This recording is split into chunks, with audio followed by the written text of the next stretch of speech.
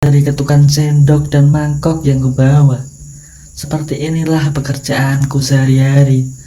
Aku berkeliling dari setiap sudut gang untuk menjajakan daganganku.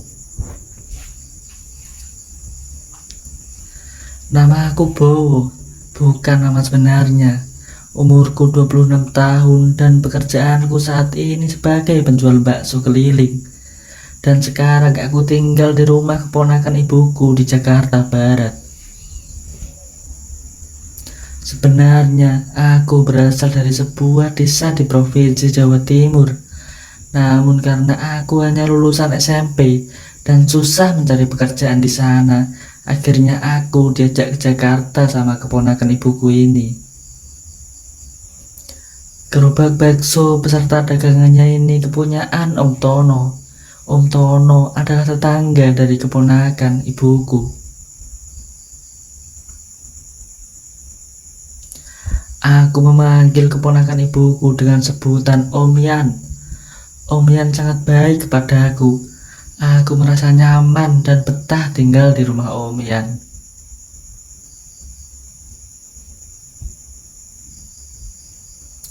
Om Yan memiliki anak kecil berusia 3 tahun dan istrinya itu loh sangat cantik sekali bro. Kulitnya yang putih, hidungnya mancung dan wajahnya kayak ke Arab-Araban gitu deh.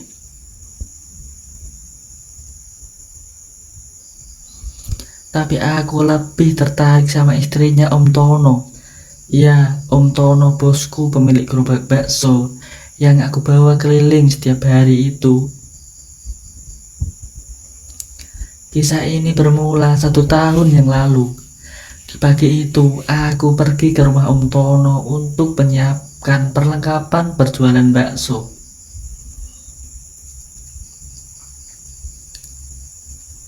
Rumah Om Yan dan Om Tono sebenarnya agak terlalu jauh.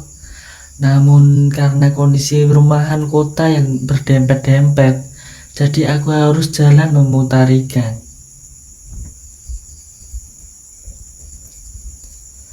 Waktu itu aku berjalan kaki bro.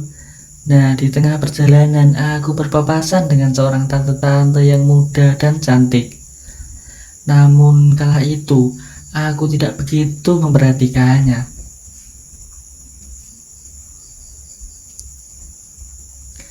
Dan tiba-tiba uang tante itu terjatuh dari dompetnya.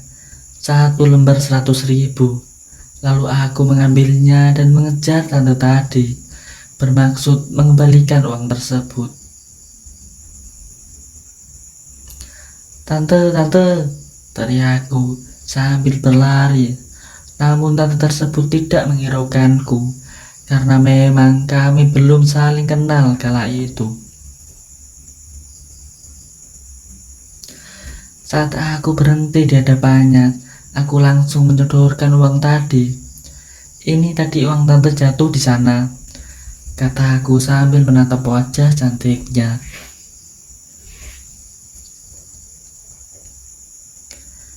Ya makasih mas, ucapnya cuek. Boleh kenalan kah? Tanyaku menyodorkan tangan yang terbuka. Namun tante tersebut justru diam saja dan berlalu pergi. Entah kenapa, sejak pertemuan itu aku merasa jatuh cinta pada pandangan pertama. Bahkan aku sempat melamun sambil terus melihat bodinya dari belakang.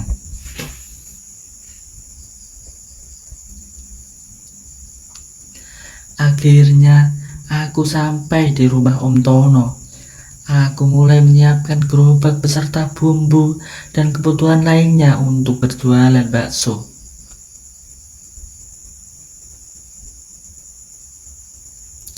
Sekedar info, Om Tono mempunyai 11 gerobak bakso dan masing-masing gerobak dipegang anak buahnya, termasuk aku ini. Saat aku sedang sibuk menyiapkan gerobak, tiba-tiba tante tadi yang aku temui di jalan keluar dari dalam rumah Om Tono. Seketika aku langsung menutupi wajahku dengan kain lap yang sedikit basah itu.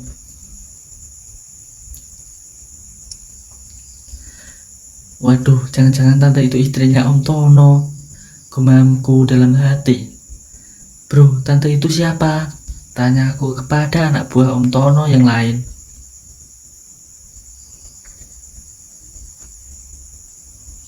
Oh, itu Tante Yanti, istri pertama Om Tono, jawab Mas Bro yang ada di sampingku. Aku berusaha diam dan memalingkan wajahku. Aku cukup malu karena tadi sempat menggoda Tante Yanti di jalan. Namun Tante Yanti justru datang ke arahku. Hei, kamu anak baru ya? Siapa nama kamu? Tanya Tante Yanti kepada aku. Untung saja dia tidak membahas kejadian tadi. Aku memang belum mengenal Tante Yanti karena aku baru 2 hari kerja di sini. Dan tadi merupakan pertama kali aku bertemu Tante Yanti karena Tante Yanti baru pulang dari luar kota. Akhirnya aku kembali melanjutkan pekerjaanku untuk berkeliling menjajakan bakso. Rasanya cukup melelahkan mendorong gerobak bakso dengan bobot 50 kilo itu.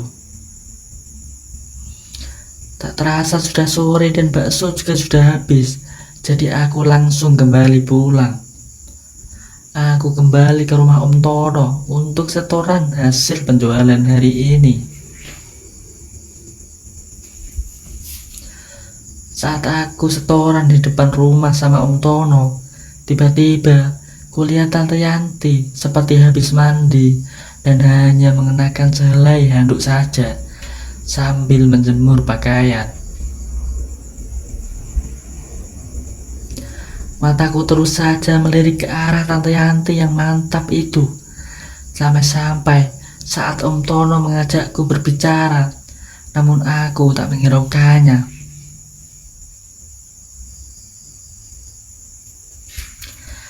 Oh, kamu dengar tidak? Ucap Om Tono sedikit marah. Iya ya Om, ini aku lagi melihat rumah Om bagus juga ya, alasanku sekenanya. Selesai setoran, aku langsung kembali ke rumah omku, Om Yan, karena selama ini aku tinggal di rumah Om Yan. Aku mandi, ganti baju, lalu masuk kamar. Sambil rebahan, aku terus saja membayangkan bodinya Tante Yanti. Kata teman-teman sih, Tante Yanti ini tidak terlalu cantik dan sudah berumur pula. Namun menurutku, dia sangat menggoda sekali. Aku terus saja melamun sampai tertidur kala itu. Setelah bangun pagi, sarapan, aku langsung kembali bergegas ke rumah Om Tono. Entah kenapa, kali ini aku begitu semangat karena aku selalu senang saat ketemu sama Tante Yanti. Pucuk dicinta ulang pun tiba saat di tengah perjalanan. Lagi-lagi aku berpapasan dengan Tante Yanti yang baru saja membeli sayur di warung depan. Namun kali ini aku diam saja dan tidak menegurnya. Aku malu karena dia bosku. Tapi tiba-tiba, kali ini gak mau kenalan sama aku, ucap Tante Yanti menggodaku. Enggak Tan, jawabku gugup. Nanti kalau jualan kamu gak usah sampai sore ya, kamu pulang siang aja, ucap Tante Yanti lagi. Tapi Tan, nanti kalau saya kena marah sama Om Tono gimana? Jawabku. Itu urusanku, yang penting kamu jangan bilang siapa-siapa. Lagian suamiku lagi pergi ke rumah istri keduanya, jawab Tante Yanti lagi. Di saat aku berkeliling mendorong gerobak bakso, aku selalu penasaran dengan ucapan Tante Yanti tadi. Jangan-jangan aku mau dikasih hadiah, kan mantap. Pikiranku mulai ngeres. Aku masih tak sabar menunggu siang agar cepat bisa bertemu Tante Yanti. Sampai akhirnya hari sudah siang dan aku kembali membawa gerobakku menuju rumah Tante Yanti. Dari depan rumah terlihat sepi sekali dan aku ketuk-ketuk pintu, tak ada jawaban. Pintunya yang tak dikunci sedikit terbuka. Aku mencoba masuk rumah sambil memanggil nama Tante Yanti.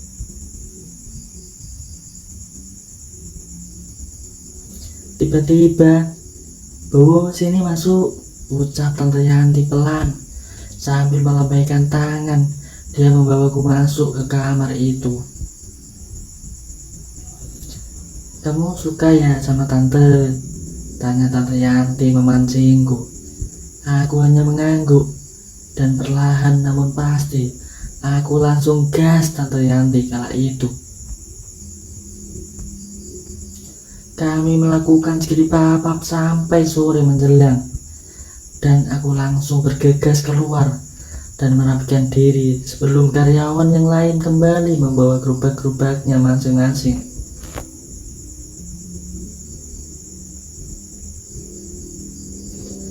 Untung kala itu tidak ada yang curiga denganku karena aku pulang lebih awal. Aku sengaja menyembunyikan bakso di gerobakku agar terlihat sudah habis semua. Itulah ceritaku dengan Tante Yanti, istri pertama dari bosku. Jangan lupa subscribe ya bro.